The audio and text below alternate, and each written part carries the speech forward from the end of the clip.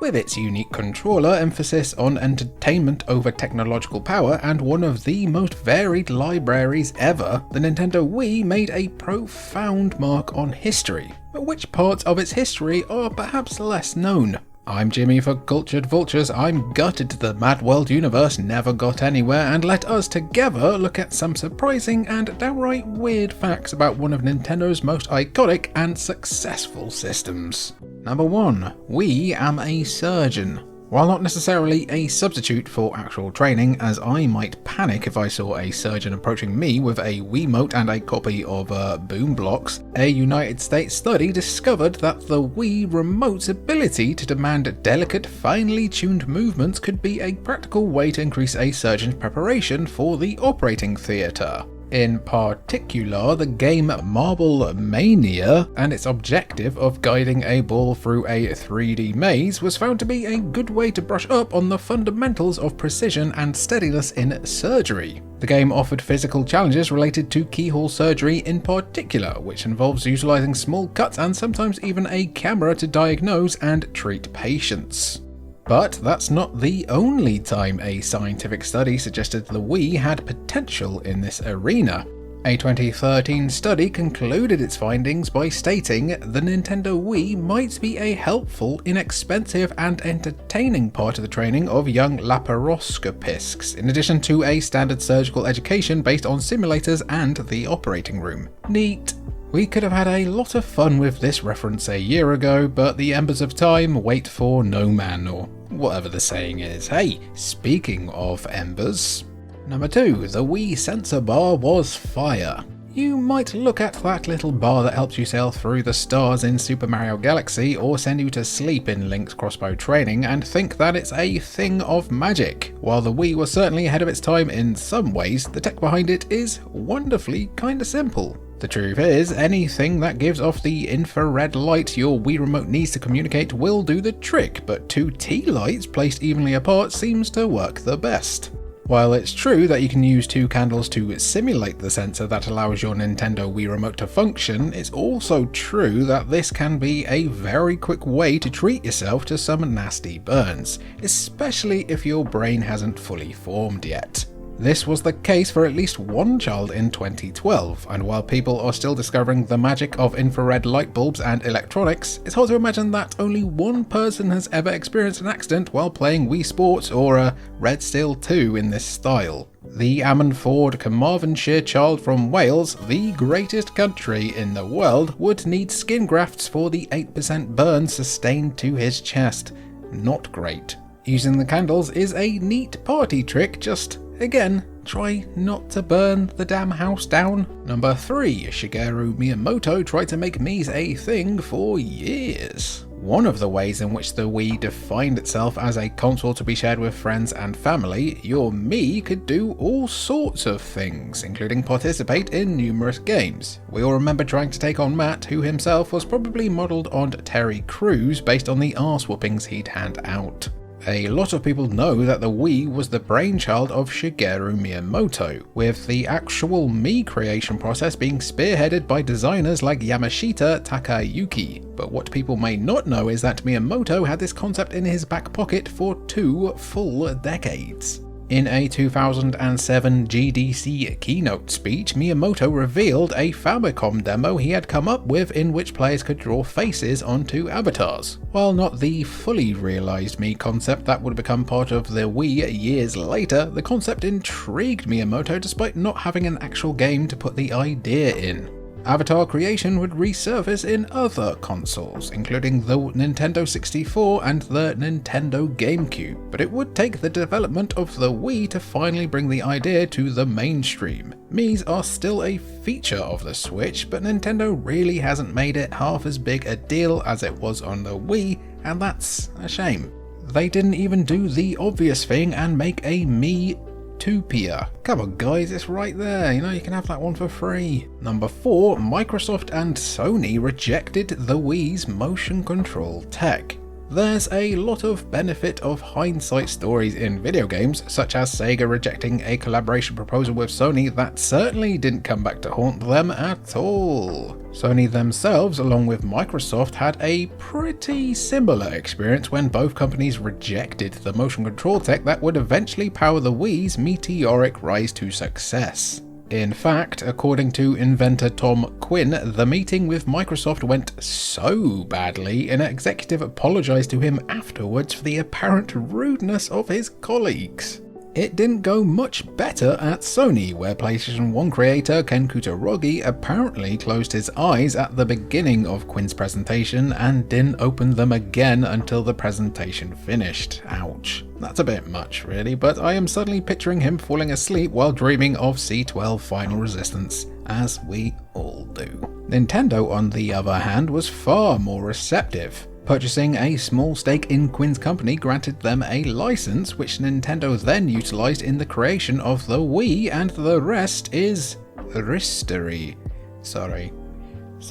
Sony and Microsoft, meanwhile, would basically copy Nintendo's homework with the Move and Kinect respectively, the former never really getting too much traction, but the latter hit it big with the casual market to the point where Xbox tried to revolve their entire next generation around that market.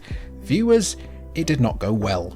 Number 5, the Wii Remote dealt with so many lawsuits. While Nintendo are no stranger to suing people or being sued themselves, the revolutionary Wii Remote came under a particularly harsh level of scrutiny from a slew of companies, all of which believed they were the true inventors or copyright holders of the technology used in the remotes.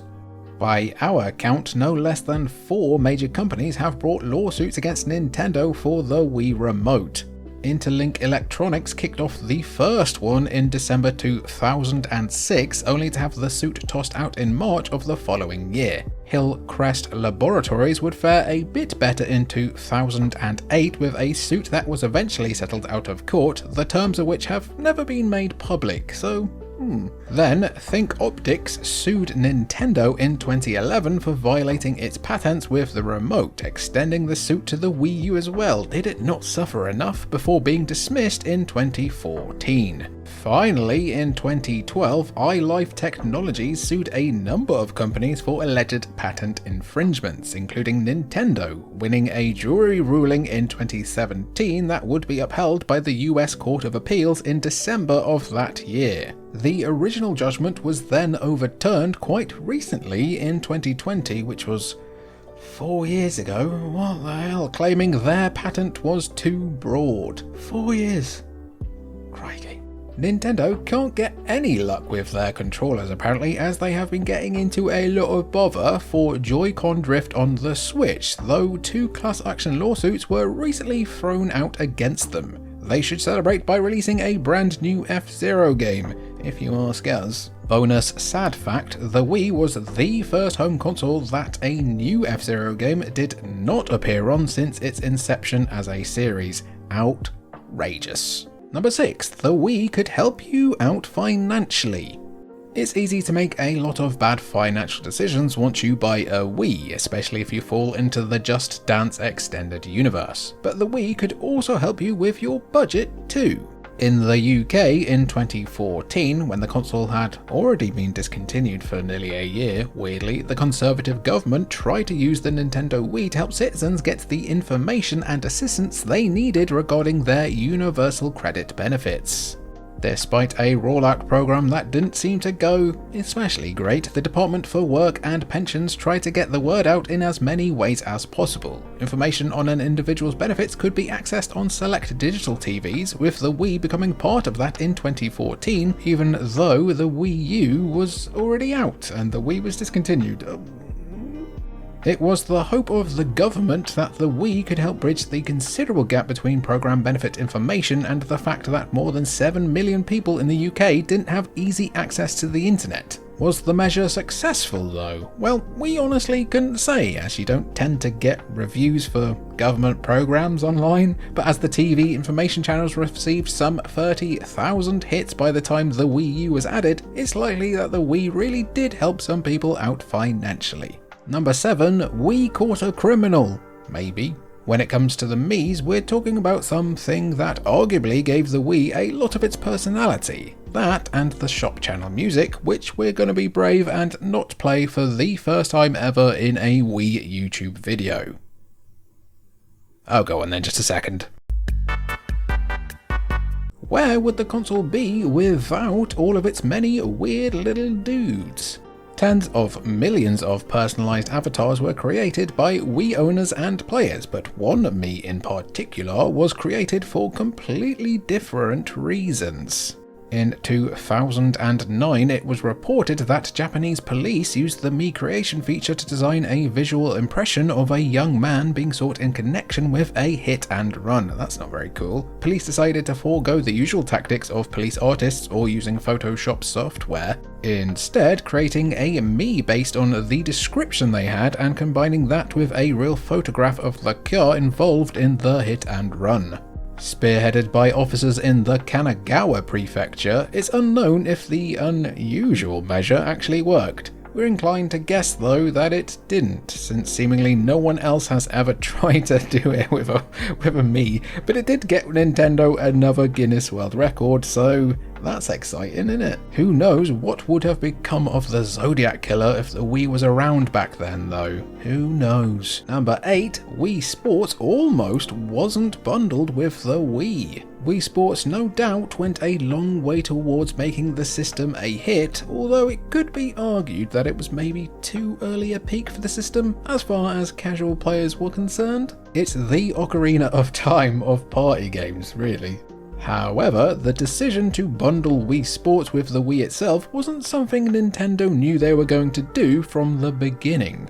In his 2022 book, Disrupting the Game from the Bronx to the Top of Nintendo, former Nintendo president and CEO Reggie Fils-Aimé detailed that the decision to bundle Wii Sports in every region except Japan was the result of several challenging meetings with management, with Shigeru Miyamoto in particular being dead set against releasing the game, offering an early version of Wii Play as the packing game instead, and telling both Reggie and Mike Fukuda, "Neither of you understands the challenges of creating software that people love to play. This is something we constantly push ourselves to do. We do not give away our software." Thankfully, as Fils-Aimé's book emphasizes, such disagreements were infrequent and always respectful, and Nintendo did in fact give away their software to the tune of 100 million Wii units sold. A good trade-off, wouldn't you say? Number 9, you're bound to take a break.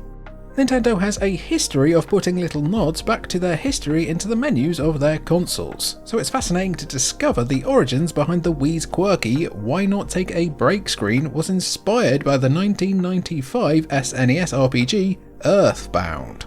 While a lot of us remember the screen with varying levels of fondness or irritation when you're balls deep in Phase 4 of the Just Dance extended universe, you may not know that the origins behind the screen were revealed in the touching 2021 book Ask Iwata, Words of Wisdom from Satoru Iwata, Nintendo's legendary CEO. In a discussion between Iwata, Earthbound creator Shigesato Itoi, and Yasuhiro Nagata, sorry for the name gore there, Itoi mentioned Iwata being flummoxed by his decision to include a feature in which the father of Earthbound's protagonist Nesk asked the player if they wanted to take a break at the 2-hour mark. In the same conversation, Nagata teasingly mentioned that Iwata himself reused the idea for the Nintendo Wii years later. "That's right," Iwata said laughingly in the interview. "Mr. Itoi's idea of adding a 2-hour dad had at some point taken hold of me, and I wound up adding something similar to the Wii." Nice stuff. Number 10. The Wii Remote was originally made for the GameCube. Selling for approximately $663 USD on a Japanese auction site through Yahoo Auctions, the 2018 emergence of what was essentially a Wii Remote built for the GameCube came as a great shock to many. Even those who understood the evolution of the controller were surprised by just how closely this GameCube remote resembles the final product. However, it's not that the Wii Remote was originally made specifically for the GameCube, but rather it was a prototype for Nintendo's next-gen console that was made to be tested on what was then Nintendo's current console. This is why the controller, bundled with a sensor bar and an early version of what would eventually become the nunchuck, was made to be used with a GameCube developer kit, but there was no candles, unfortunately. While Nintendo would go through a few different design concepts for the Wii Remote, it's cool to see that even from the beginning, the Wii was taking Nintendo in a new direction. Could you imagine how much that remote would sell for now in a post-lockdown retro market though? Crikey, we could probably finance the Mad World remaster the world needs by ourselves, people. Number 11, Wii never got these games. While it didn't have as many cool cancelled games as the N64, the Wii still saw numerous announced titles that either later came out for a different system or were completely abandoned. Some of these games, including Metroid Tactics, Star Fox Zero, and the first Kid Icarus game in 2 decades, could have further defined the system as one of the greatest of all time. A Wii exclusive sequel to Wave Race Blue Storm would have been pretty sweet as well. It's been way too long since we saw that series. With some of these unreleased games, things never got past the experimentation stage. This was true of Star Fox Zero, which wasn't specifically developed for the Wii, but rather the Wii U with material from a Wii Star Fox game that never happened. Metroid Tactics, meanwhile, was pitched as a turn-based tactical series in the vein of XCOM, and yeah, it's a damn shame that never came to fruition either. The most unfortunate cancelled third-party Wii game arguably was Dragon's Crown. Amazingly, Dragon's Crown originally began as a Dreamcast game, but for a variety of reasons struggled through a hellishly long production period before finally getting released for the PS3 and Vita in 2013, with it remaining locked to PlayStation ever since. We were also supposed to get a Wii version of Garfield Gets Real. What could have been? Number 12, the most wasteful disc of all time. In terms of gigabytes, the 3 largest Nintendo Wii games on record are Metroid Prime Trilogy, Metroid Other M, and Super Smash Bros. Brawl. Right, remember those numbers because it's important to have something to compare to when we tell you the smallest Wii game ever released on a disc, an almost completely straight port of the 1993 SNES release Super Mario All-Stars, came in at a staggering 0.03 gigabytes. That, guys, is 30 megabytes. For reference, that's like 6 Hoobastank songs and leaves 99.7% of the disk used to store the game completely unused.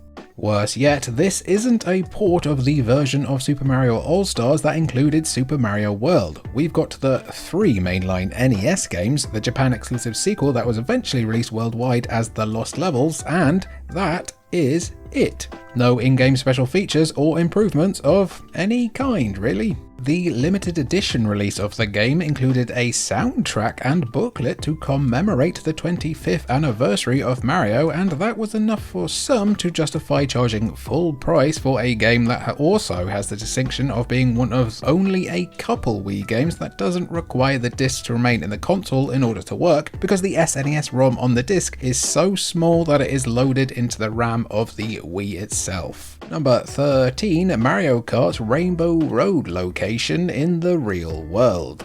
Certain questions can't help but haunt humanity, like ketchup or catsup. No quandary better fits this fact than where Mario Kart's iconic Rainbow Road can be found in the real world, as our real, sadly F-Zero-less world is visible from certain parts of the track across the different games. But where exactly?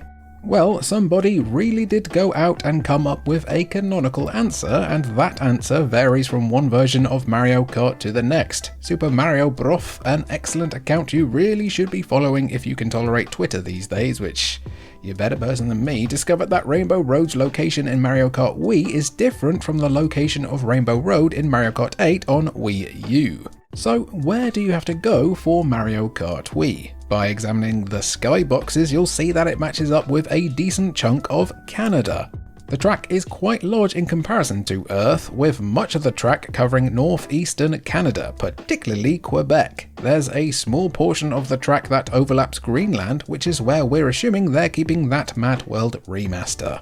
By comparison, Mario Kart 8's Rainbow Road is much smaller than the Earth and can be found along part of the Mediterranean Sea. That'll be a bit harder to walk though. Bonus Simpsons fact: ketchup, catsup, same thing. Catsup is just what it's called in places like Mexico.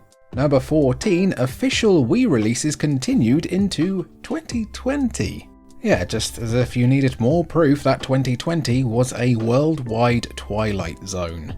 The Wii was officially discontinued in late 2013, but the Wii shop continued to run until 2019, and Nintendo themselves continue to offer repair support for the system until early 2020, citing a scarcity in the necessary spare parts. Now that might sound like they went above and beyond there, but this is nothing new from a company whose support for its original Famicom in Japan didn't end until 2007. Despite the Wii ceasing production in 2013, several companies simply continued to release games for the next 7 years. For reference, this is kinda like the PS4 stopping production today, but still getting games until 2031. Given the massive number of consoles that were sold and the system's value for exercise and fitness, it just made sense to publishers like Ubisoft for them to keep giving the system new Just Dance installments until, you're about to hear us correctly, the year 2019 with Just Dance 2020. Let's Sing from Voxler also came out on the Wii that year, with the last game coming to the Wii in 2019. Those are both kind of wild, but they're not the wildest examples, as both Retro City Rampage DX and Shakedown Hawaii got physical releases in 2020 exclusively in Europe. Number 15, Operation Rainfall. Sometimes shouting loud helps. Any fandom can be a mixed bag, especially if the person they idolize happens to occasionally play a guitar and sing about their 15 evil exes, or happens to pick on how many words I mispronounce all the time. Leave me alone. But you can't deny that when fans of anything combine their resources for something positive, it can be a force for good. Such is the story of Operation Rainfall, also known as just Oprainfall, which would become such a massive campaign to bring select Japanese Wii releases to the US, Europe and beyond, that Nintendo President Reggie Fils-Aimé would reference the fan effort in an interview. Operation Rainfall started in 2011 by making a push to get localizations and releases for Xenoblade Chronicles, The Last Story and Pandora's Tower.